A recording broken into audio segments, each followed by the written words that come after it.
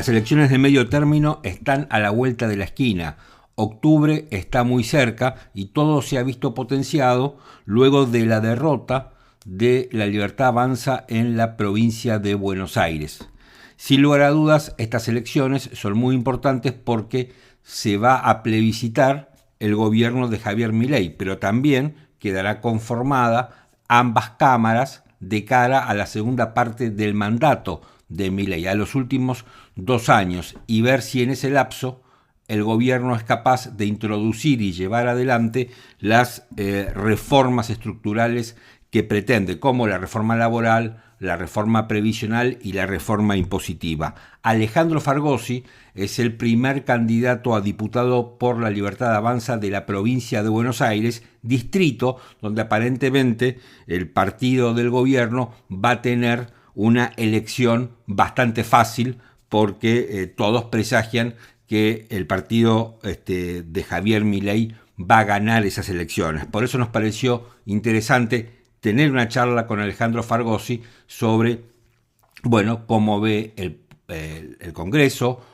cómo espera que sea el Congreso que seguramente va a integrar a partir del 10 de diciembre, qué está pasando con la oposición y si es cierto que el peronismo quiere voltear a Milei. ¿Vos pensás que hay un intento de golpe de Estado, hay un intento de voltearlo a Milei desde el Congreso? ¿O sencillamente esto tiene que ver con la democracia, con la lucha de poder, con que, digamos, los poderes se ponen tirantes y tienen que negociar en algún momento? Mira, si tuviese que ver con la democracia, se lo harían a todos los gobiernos. Curiosamente, no se lo hacen a todos los gobiernos. Yo creo, haciendo un paneo de la historia argentina que yo recuerdo y la que leí de manera más o menos inmediata, es decir, desde Ilia hasta acá, alguna la viví consciente y otra la tuve que estudiar. La de Ilia estaba vivo, pero era chico, ¿no? Si se lo hicieran a todos los gobiernos, no le habrían dado facultades extraordinarias al kirchnerismo en su supuesta potencia económica durante todo el mandato de los 3 gobiernos kirchneristas iniciales, o sea, 2 de Cristina y 1 de Alberto, y 1 de Néstor, y creo que también se lo volvieron a Alberto, no me acuerdo en ese momento. Si se tratase de democracia pura, no le pasaría siempre a los otros gobiernos, sino al peronismo, al que nunca se les alzan los congresos. Y si se tratase de democracia pura, no le revocarían los vetos, cosa que es la primera que ocurre en la historia del país. Yo creo que es un intento de golpe de Estado blando, como se lo ha dado en denominar ahora. Esto tiene que ver con la debilidad que tiene La Libertad Avanza en el Congreso, debilidad que es la que precisamente estamos tratando de quebrar a través de ganar las elecciones el 26 de octubre, que es lo que trato de colaborar en que se logre, ¿no? Ahora, pero esa debilidad, en definitiva, que digo, es innegable que tiene el oficialismo hasta ahora, después veremos qué pasa con las elecciones de octubre, pero eso tiene que ver con el diseño que generó la gente en base al voto. Digo, fue una elección rara la última, porque tuvimos un diseño del Congreso para un lado y un presidente para el otro, podríamos decir. Claro, exactamente. Bueno, eso es parte del juego democrático. Lo que no es parte del juego democrático es que cuando gobiernan los otros, el peronismo se dedica a serrucharlo a partir de la mitad del mandato, y cuando gobiernan los que son peronistas le dejan hacer absolutamente cualquier cosa. Nosotros tenemos, digamos, nuestra democracia es una democracia con peronismo. La democracia con peronismo, y encima con peronismo kirchnerista, que es una especie de peronismo empeorado, no es igual a la democracia uruguaya. Ejemplo, si nosotros comparamos Uruguay con la Argentina, falta el factor peronista, claramente. Pero, ahora, generalmente el peronismo ha tenido mayoría en el Congreso, no ha tenido una debilidad parlamentaria. Precisamente. Pero por eso no se lo hacen a ellos. ¿Qué característica le encuentro yo? Haciendo teoría política, ¿no? El tema obviamente que es subjetivo. Sí, los claro. votos peronistas tienen, como dice Lori Sanata, tienen un contenido virtualmente religioso, de una religión laica, en mis palabras, y votan al peronismo sea lo que fuere, ocurra lo que ocurre, los traten como los traten. El ejemplo paradigmático es La Matanza, o Moreno, el conurbano. En cambio, los votos no peronistas son votos como más racionales, más críticos, que permanentemente corren el arco de su votado y le exigen cada vez más. Esto le pasó a Ilia, le pasó a Frondizi antes que a él, le pasó a Alfonsín, le pasó a De la Rúa, le pasa a todos los que no, a Macri por supuesto, y ahora a Milei. Entonces cualquier cosa de los presidentes no peronistas que no le guste a uno de sus votantes, inmediatamente empieza a buscar otro. Y ahí está la gran diferencia. Es como que el peronismo juega siempre con 11 jugadores y el no peronismo juega con 11 al principio, después se le caen a 9, después le expulsan 2 más. Ahora, ¿soy claro en la metáfora? Sos claro, pero eso sería responsabilidad de al que se le caen 2, uno no va y todo eso. Digo, ¿por qué culpar? Y de los que lo votamos. Sí. Porque los que lo votamos también tenemos esa ansiedad que Alfredo Casero la del flan. Ejemplificó también con el Queremos Flan, esa ansiedad a que los no peronistas, que en general les toca reconstruir la Argentina, los no peronistas consigan recuperar 10, 20 o 50 años de desastre en un año. Ahora, yo creo que no vas a coincidir con esto que te voy a decir, pero cuando el gobierno negoció le fue bien. Y el ejemplo que te pongo es la ley Bases. Fue una negociación para de la ley en el camino de la negociación. No, pero déjame, claro. Bueno, lo que pasa es que vos tenés, y aquí apelo a tu faz de abogado, vos tenés un sistema institucional más allá del peronismo que está como te obliga a negociar, digamos. Sí, por supuesto. Entonces, la ley Bases, si bien no salió exactamente como el gobierno quería, es una ley que salió, que llevó mucho trabajo de negociar, pero cuando el gobierno negocia le va bien. Eso es lo que digo. Sí, el problema de la negociación, pensá que yo me he pasado la vida negociando, no en términos políticos, pero sí en términos jurídicos. Sí, claro. El problema de las negociaciones es que no dependen solo de uno, dependen de dos. Te cuento una anécdota. Sí. De hace muchísimos años. Me acuerdo que en el estudio que trabajaba hace como 40 años teníamos que negociar una cuestión del parque zoofitogeográfico. ¿Cómo se llama el parque? Tiene un nombre, ahora se me fue de la cabeza. Un parque que había hecho un tema en la obra inmensa. Y claro, lo que pedía la contraparte era tanto, pero tanto, que terminamos quebrando. No podíamos dárselo porque era imposible. Entonces a veces la contraparte te pide tanto que no lo puedes dar, aunque quieras negociar. Por supuesto, esto es imposible de no generalizar. A veces se puede negociar, a veces no se puede negociar. Yo creo que tanto el presidente Milei como Guillermo Franco son dos personas sumamente dúctiles para la negociación. No nos olvidemos que Milei pasó toda su vida asesorando empresas, igual que yo. O sea, no es que uno no sepa negociar, es que a veces no puede. Pero a veces también es una postura política la no negociación. Es como una posición al presidente Milei, lo conozco bastante, los temas que no negocia son los temas de principios. O sea, cuando le salen a negociar temas que son lo que él considera, en definitiva, ser el votado, o sea, lo que él considera espurios o inmorales, no negocia. Estoy generalizando, no puedo darte un ejemplo. Sí, pero vuelvo a tu ejemplo del parque zoofitosanitario, que te pedían tanto que quebrabas. ¿A vos te parece que ahora, haciendo un paralelismo, al gobierno le piden tanto que quiebra en el sentido de tendría que dejar, no sé, el superávit, sus fundamentos? ¿Para vos es eso? Sí. De hecho, ahora han salido varios, obviamente que yo no tengo una información cotidiana y permanente de todo, ¿no? Pero han salido varios ejemplos de ampliaciones de presupuesto que quiere la oposición, que cada punto que genera, que cada punto de déficit que genera implica tener que subir el IVA, por ejemplo, para pagarlo. Es decir, Milei tiene una característica que, por ejemplo, yo como abogado no tengo, ¿no? Y es que cuando a él le piden algo, dice, bueno, ¿y esto cómo se paga? Está bien. Ahora, por ejemplo, ese ejemplo del IVA, creo que fue Adorni el que y hacía un paralelismo con el tema, no me acuerdo si era con los ATN o con la ley de emergencia de discapacidad, sí, exacto, pero que hizo varios paralelismos. Ahora, con el mismo criterio también podría decirte, es verdad, puede ser que tomando como que Adorni hizo bien las cuentas, que sea lo que dice Adorni, ahora también podría rebajarle parte del presupuesto que le aumentaron a la CIDE para solventar lo otro. Me parece que tiene que ver con un orden de prioridades.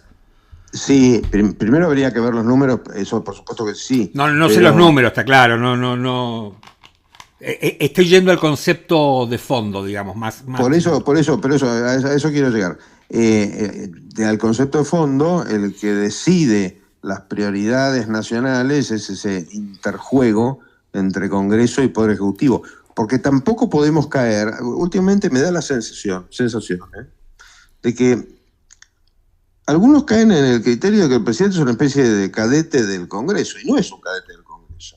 Cuando uno analiza la Constitución, el Congreso tiene sus facultades y el presidente tiene las propias. Sí. Es complicado el equilibrio, y bueno, está bien que sea complicado. El presidente mantiene sus posturas, el Congreso las suyas. Por ejemplo, pongamos un ejemplo de los norteamericanos que me encanta. No Estados Unidos en particular, me gusta más Europa, me refiero al ejemplo, y es cuando se acaba la plata se cierran organismos enteros. Sí, se cierra el país. O si querés un tema más duro, esto que ha pasado en estos días, que se ha estado discutiendo, lo que son las causas sagradas para cualquiera de nosotros. Temas de discapacidad, temas de salud infantil, temas que nadie discute. Ahora, o de educación, pero se los ha discutido superficialmente. No hemos discutido, por ejemplo, en educación, cómo es posible que cada alumno nos cueste lo que nos cuesta en la Argentina, o el número miserable de graduados que tiene la UBA, o los salarios escandalosos que tienen sus directivos, no sus maestros. Por ejemplo, no se ha discutido la relación de médicos o personal administrativo del Garrahan, que en lugar de ser 30-70 es 70-30. En fin, son todos temas. Pero por ejemplo, yendo al Garrahan, que me acuerdo de esa relación, no me acuerdo, creo que era 4-1, una cosa así, de lo que decían empleados administrativos versus la cantidad de médicos. No recuerdo la relación, pero la relación que si uno la veía fríamente, era una relación escandalosa. Más allá que algunos dicen que esa relación era lógica por la complejidad, no me puedo meter en eso porque no lo sé. Lo que digo es, si hay ñoquis ahí adentro, gente que cobra sin laburar, ¿por qué el gobierno no la echó? No agarró y la echó. Dijo, mirá, acá tengo 100 tipos de los 400 que hay, tengo 150 que no laburan y que cobran. Los echo. Y eso no lo vimos. Sí. Vamos por partes. Primero estamos hablando de un gobierno de menos de 2 años. Ahí aparece ese votante no peronista, ¿no? Que es muy exigente. Me incluyo, muchas veces. Tenemos menos de 2 años. Segundo, tenemos el régimen del empleo público, que le da estabilidad al empleo público. Tercero, tenemos al régimen laboral argentino, que convierte la posibilidad de echar a una persona sin quebrar en el camino en algo casi imposible. O sea, si solucionar la Argentina fuese fácil, lo habría solucionado los ejemplos que te di. Frondizi, Ilia, Alfonsín, Macri, De la Rúa. Yo estoy de acuerdo, pero también te digo que si un tipo no labura y cobra, es muy difícil que esa posición pueda ser defendida. Si se prueba. ¿Sabes por qué esto te lo digo como abogado? ¿Sabes por qué no es muy difícil? Porque el tema es primero probarlo, y segundo conseguir un juez que te quiera dar la razón.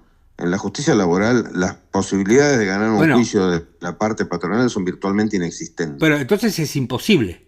Es una lucha muy profunda que es la que estamos dando. Pero está bien, perfecto. Pero entonces, igualmente, y con esto discrepo, pero la solución no es no aumentarle a los médicos, es buscar la solución del otro lado. Precisamente la solución que buscó el gobierno es solucionar el tema médico, y por algo todos los médicos, hasta donde se plegaron a un régimen salarial adecuado, y además, de hecho, en el presupuesto que viene se le aumenta la partida en términos reales al sistema de salud. Eso lo hizo el gobierno. Alejandro, de todas maneras, si querés que conversemos el tema en profundidad, lo podemos hacer. Necesito que me des tiempo para ponerme en tema, porque no, está bien. No soy un todólogo. No, por supuesto. Yo tampoco, pero lo que digo es que hubiera estado bueno que adorne de la misma manera que dice, el IVA, tengo que aumentar el IVA 2 puntos, 3, si quieren hacer esto, que diga, bueno, a ver, mira, acá tengo una lista de ñoquis del Garrahan.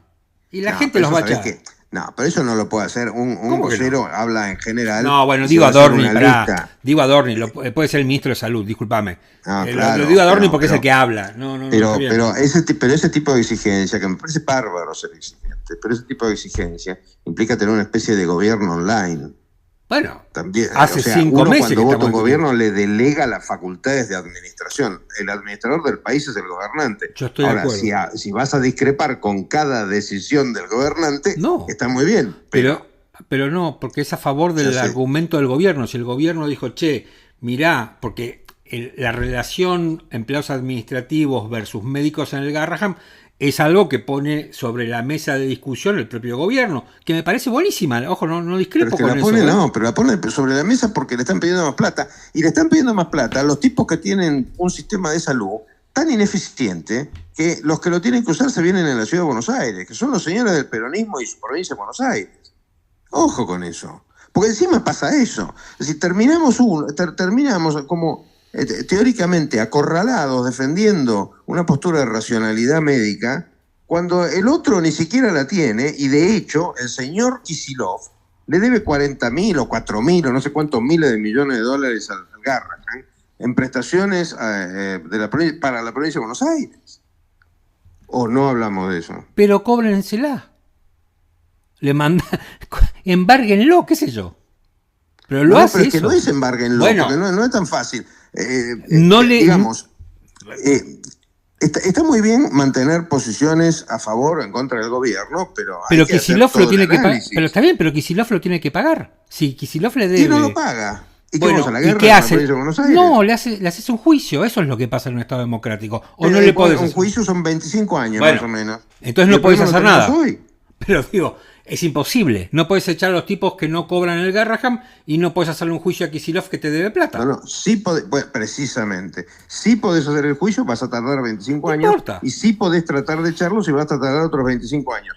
El problema no solamente es que si uno está de acuerdo o no está de acuerdo con el gobierno Milei, que yo obviamente estoy de acuerdo, por eso lo voté y por eso soy su candidato, sino que tenemos problemas de raíz mucho más profundos. Por ejemplo, en el sistema judicial, que se mete a cogobernar permanentemente. A veces nos gusta y a veces nos disgusta, según el color político que uno tenga, pero lo cierto es que complica la rapidez de las decisiones. ¿Me contás ese concepto del Poder Judicial cogobernando?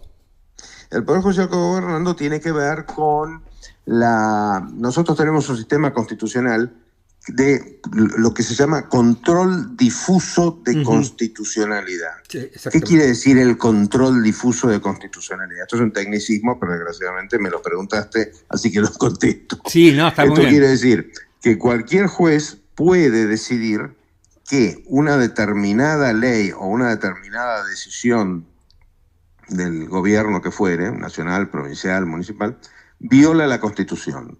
Esto termina, cuando el sistema se pone en movimiento, termina con una decisión final de la Corte, que tarda, como te decía, años o décadas eventualmente, pero es la forma que encontraron en Estados Unidos de hacer regir la Constitución y se ha replicado en la Argentina. El sistema funciona en la medida en que los jueces tienen una, digamos así, autocensura en lo que se llaman materias reservadas a la administración.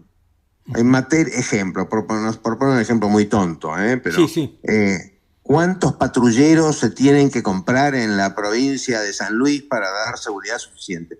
Hay decisiones que las tiene que tomar el Poder Ejecutivo, no las puede tomar un juez, ni las puede tomar un Congreso, porque sería imposible de vivir. Las tiene que tomar una sola persona. Son las decisiones, y las ahí famosas es donde decisiones empieza políticas, la discusión si tal o cual cosa es justiciable o no es constitucional. Sí. Claro. Pero está bien, pero vos veis al Poder Judicial cogobernando con Milei o intentando cogobernar con Milei. Y, por ejemplo, han declarado, una cosa que no había pasado nunca, han declarado inconstitucional un veto.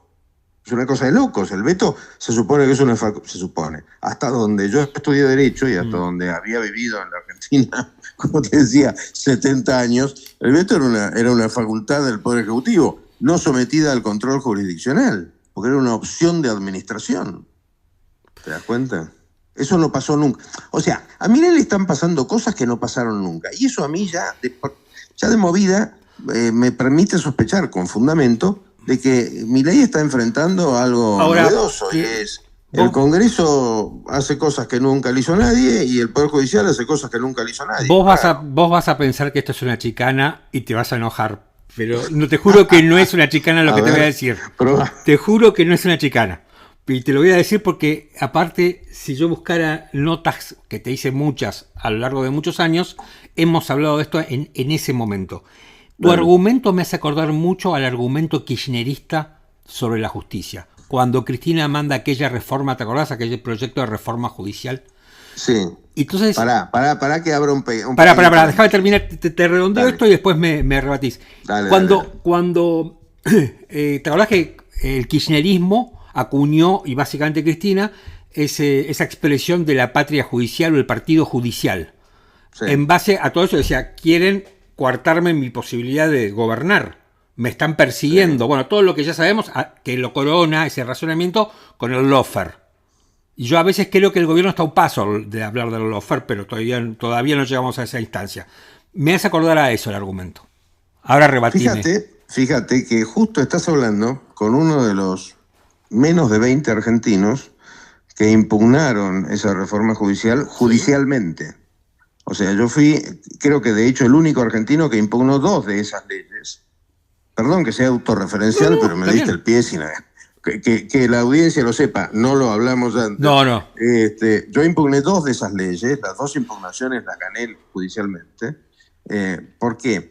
Porque esa monstruosidad de la democratización de la justicia era un truco que quería hacer el kirchnerismo y Cristina Kirchner para convertir a la justicia en una dependencia del Poder Ejecutivo. Claro, exactamente. Era totalmente de fondo la cuestión. Totalmente de acuerdo. No era específicamente estas leyes, fueron 3, yo impugné 2, la otra al final quedó sin aplicarse, era la única más o menos razonable. No tenían que ver directamente con el lawfare. El lawfare es un invento. No, ya lo sé. Quieren, para que te redondeo. Sí. Es un invento de los que quieren la impunidad de los gobernantes, impidiendo que los actos de los gobernantes sean juzgados. Por ejemplo, lo que dijo el otro día el diputado, me sale Massot, pero no es el socio de Massot, ¿cómo se llama? El que fue funcionario en la época de Macri. ¿Emilio Monzó? Emilio Monzó. Lo que dijo Emilio Monzó, que los presidentes no deberían ser juzgados, que es una de las monstruosidades más inmensas que escuché en la política argentina en toda mi vida. Es algo parecido a lo que dice Pichetto. Cuando violamos la ley. Totalmente de acuerdo. Es lo que dice Pichetto, más o menos, ¿no? Es lo que dice Pichetto, vicepresidente de Macri también. Es decir, ¿por qué estoy acotando esto de la figuración de estos 2 personajes en el gobierno de Macri?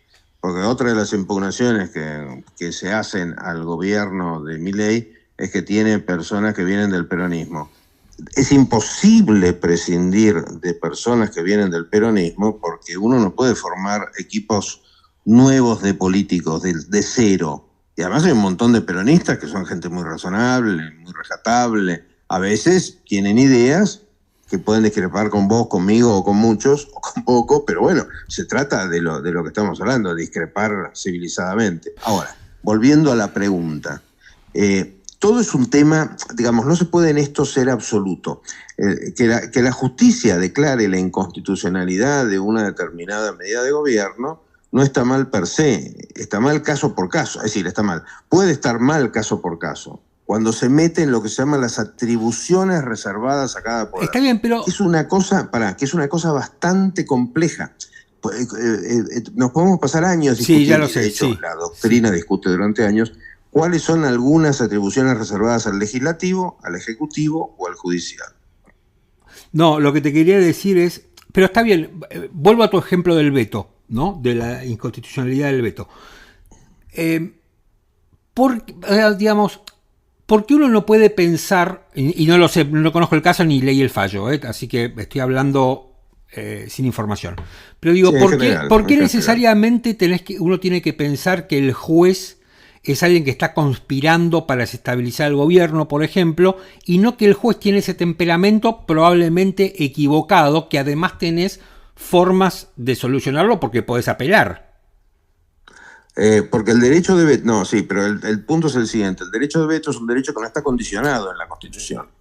Cuando los derechos no están condicionados, el derecho de veto es una opción que se le da al Ejecutivo, cuyo control en el esquema constitucional que tenemos nosotros, el control del veto no corresponde a la justicia, sino que corresponde al Congreso. ¿Por qué? Porque es el Congreso el que puede revertir el veto, y de hecho ha ocurrido... Bueno, es lo que estamos viendo. Exactamente, es el Congreso, no un juez el que puede revertir el veto. Está bien, yo a lo que voy, no estoy discutiendo la institución del veto, sino lo que digo en el fondo es, ¿por qué ese juez que está haciendo lo que no debe? Perfecto, entonces ahí tenés dos posibilidades, que las puedes utilizar las dos simultáneamente. Le pedís un juicio político al juez y un jury y apelás la decisión de ese juez. Podés apelar primero, acordate el factor tiempo, con respecto a la apelación del juez. El factor tiempo, el por qué el gobierno se le da a una sola persona y no a un Congreso. Porque la eficiencia de un gobierno tiene que ver con la velocidad de reacción ante los hechos que se van sucediendo en la administración pública. Con respecto al juicio político al juez, tenemos un problema. El Poder Judicial está, digamos así, sometido al peronismo desde 1983, porque el acuerdo para el nombramiento de jueces lo da el Senado, y el Senado es sistemáticamente dominado por el peronismo desde que volvimos a la democracia. Entonces, cuando uno analiza el Poder Judicial Nacional al Federal, son poderes judiciales que tienen una muy fuerte impronta peronista, y esa impronta peronista no está descoordinada de la política peronista. Nosotros tenemos un gran problema, que es el peronismo. Ahora, ¿lo tiene el gobierno el problema con el peronismo? Porque da la impresión que a veces la Argentina no lo tiene, si tomo en cuenta lo que pasó en Buenos Aires con el resultado electoral. Ay, perdóname, ahí me perdí. ¿Cómo? No, lo que digo es, vos varias veces has mencionado, yo diría como un factor obstructivo al peronismo. Sí, claro, es. Y yo digo, bueno, la gente lo vota, el peronismo es lo que es porque la gente lo vota. Exactamente, ¿no? La gente lo vota precisamente porque en la Argentina existe un muy fuerte partido que lo podríamos llamar el partido del Estado, como lo llama Milei, o un partido populista como es el peronismo, que, por ejemplo, ¿qué ocurre en la provincia de Buenos Aires? La provincia de Buenos Aires es una provincia riquísima, en la cual existen no me acuerdo cuántos municipios, y los intendentes municipales mantienen un control estricto de cada municipalidad durante años y años, como en algunas provincias también, que siguen siendo, parece que medievales, y la logran como con el empleo público y dominan las votaciones. El peronismo es una máquina terriblemente aceitada de control del poder, que está enraizada a fondo en municipios, gobernaciones y en buena parte del Estado. Y desgraciadamente es un partido del Estado, es un partido que lo que hace es dominarte la vida, la tuya, la mía, la del vecino. Pero Alejandro, discúlpame, gobierna Milei. O sea, ¿cómo? Gobierna Milei, esa maquinaria tan aceitada de la que vos hablás del peronismo, sí, ¿cómo es que le dejó el poder a un presidente disruptivo sin historia política? Y hoy es el presidente de la Argentina, como antes lo fue Macri. Porque cuando uno analiza cómo va evolucionando el voto del peronismo, los cambios generacionales que se producen por obra de la naturaleza hacen que su poder de voto vaya bajando. Ese es el tema. Y además una cosa son las elecciones presidenciales, otra las provinciales y otra las municipales. Acá estamos enfrentando la elección del otro día, por ejemplo, en la provincia de Buenos Aires, tenía un componente muy alto de elección municipal, porque se renovaban los consejos deliberantes. Ojo con eso. Bueno, lo cual, yo creo que ahí no es todo igual. No, pero yo creo que ahí el gobierno se equivoca cuando la nacionaliza, porque se estaban eligiendo concejales en Trenquelauquen. Suponete que se haya equivocado. Esa es mi opinión. No te digo que vos me lo convalides, es mi opinión. Pero supongo que se equivocó el gobierno, obviamente, que cuando se pierde uno tiene que hacer una autocrítica. Bueno, ahora se trata de corregir el tema, pero eso no cambia el fondo del asunto, y es que cuando bajás a nivel municipal, los fenómenos no son iguales a los de gobernadores, que incluso tienen su propia naturaleza. ¿Por qué? Porque cuando uno analiza la política argentina, los gobernadores en general mantienen buena imagen porque tienen un recurso que no tienen ninguno de los otros dos poderes. Ni los intendentes ni el presidente tienen la ventaja de los gobernadores, que cada vez que les imputan algo dicen, no, esto es culpa del intendente, o no, esto es culpa del presidente. Con lo cual, cuando uno analiza caso por caso, Es curioso cómo se replica en todas las provincias modernas y en las medievales, que la gente no logra darse cuenta de que uno de los problemas es el gobernador, no solamente el intendente y el presidente. Es muy interesante, es apasionante este tema. Estamos hablando con Alejandro Fargosi, primer candidato a diputado nacional de La Libertad Avanza en la ciudad de Buenos Aires.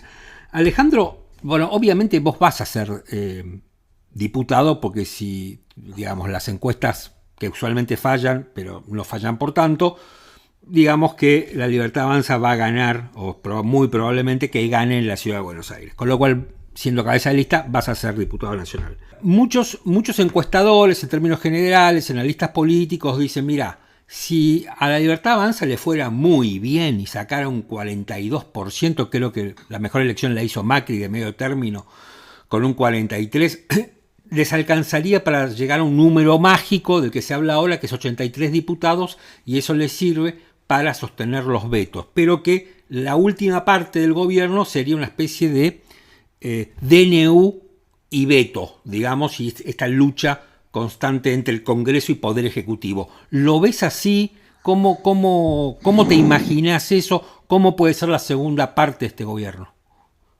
Creo que es demasiada futurología. Yo lo que espero, por ahí estoy pecando de naif, lo confieso, pero yo espero que la gente vote con claridad. Siempre creí que uno de los problemas de la Argentina es esta multiplicidad de partidos que termina debilitando a todo lo que no sea peronismo. Porque el peronismo nunca se divide, pero el resto de los partidos se dividen. Yo creo que el que quiere votar libertad, por llamarlo de alguna manera, sí, tiene que votar La Libertad Avanza, porque los otros, en definitiva, terminan dispersando el voto, como se ha visto en estos días. Tema número uno, o sea, si logramos eso, La Libertad Avanza va a estar más sólida en el Congreso y eso va a permitir tener menos sorpresas desagradables cuando uno cambia el voto por el motivo que fue. Con respecto a cómo lograr mayoría para leyes que se necesitan, creo yo, por eso estoy donde estoy, hay que seguir insistiendo con la conversación, la convicción, la negociación, en la medida en que esa conversación, negociación, consenso, no implica sacrificar principios que uno considere superiores. Obviamente, no se trata de salir, por ejemplo, a comprar votos, hay cosas que no se deben hacer. Y eso es una lucha cotidiana y creo que la Argentina ha ido mejorando. A mí me gusta mucho, primero, desdramatizar la realidad, porque si no estamos siempre con el Cristo en la boca y no se puede vivir así. Y segundo, estar confiado en que con el tiempo siempre hemos sido un poquito mejores. Por lo menos quizás sea el síndrome de quien fue joven en la década de los 70. En esa época resolvíamos los temas matándolos. Ya no ocurre eso. Parece exagerado lo que digo, pero creo que cada año uno va mejorando un poco y probablemente el próximo Congreso sea mejor que el actual. Vos en una época eras ferviente, digamos, defensor, no sé cómo llamarlo, de Mauricio Macri. ¿Qué tiene Milei que no tiene Macri? Los fenómenos casi te diría que son difíciles de separar, porque nosotros no podemos suponer que la Argentina de hoy es la que es sin que haya pasado Macri por el gobierno con sus aciertos y sus errores. Ambas son personas, siempre, mira, hasta lo tenía como tuit fijado, viste que ahora los ciudadanos comunes tenemos el recurso de crear nuestro propio microdiario, que vendría a ser el tuit, ¿no? Y vos le das bastante, le das... ¿Cómo? Fatigás el Twitter. Fatigo el Twitter, tengo 340.000 seguidores, llegué ayer, para que te des una idea.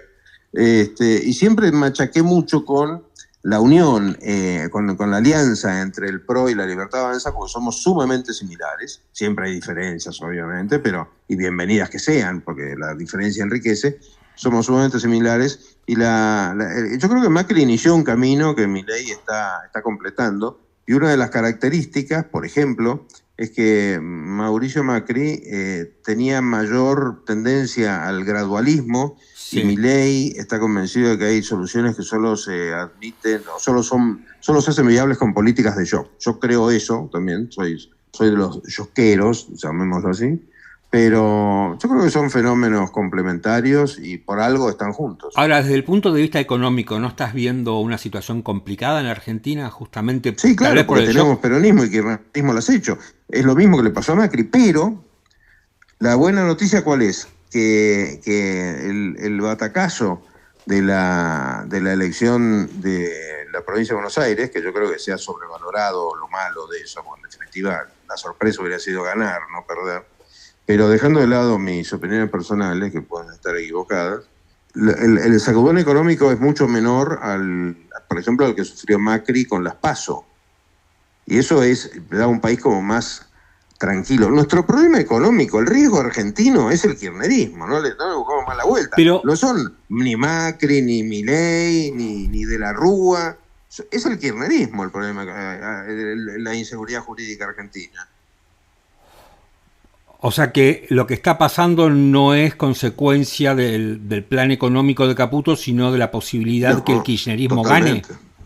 gane. Estoy convencido de esto, aunque te aclaro que en ese aspecto estoy como la gran mayoría de la Argentina. Yo no entiendo de economía, soy un simple abogado que sospecha que la clave del progreso económico es la libertad. ¿Y por qué lo sospecho?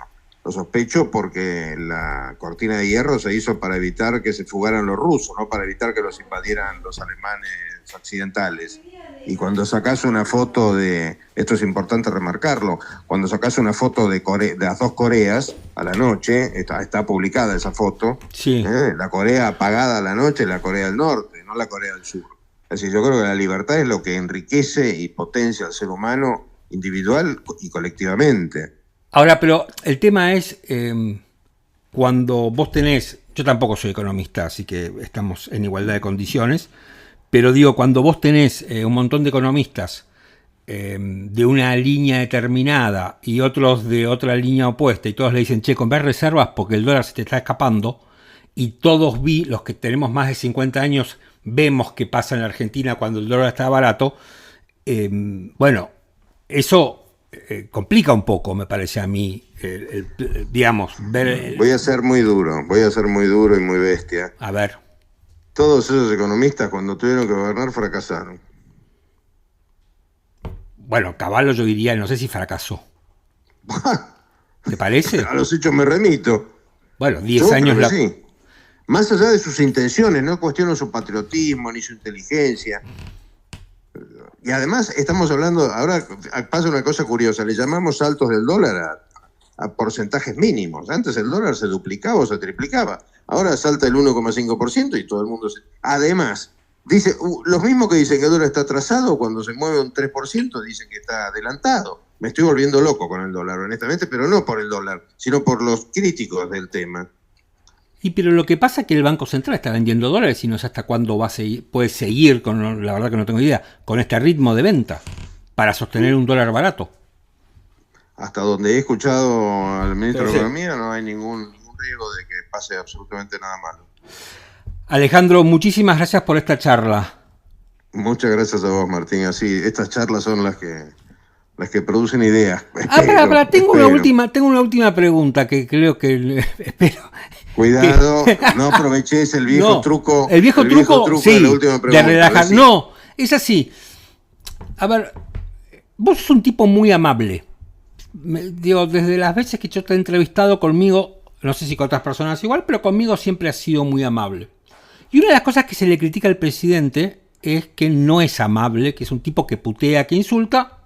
Tal vez desde el lunes, cuando presentó el presupuesto, se le vio más sosegado, más tranquilo.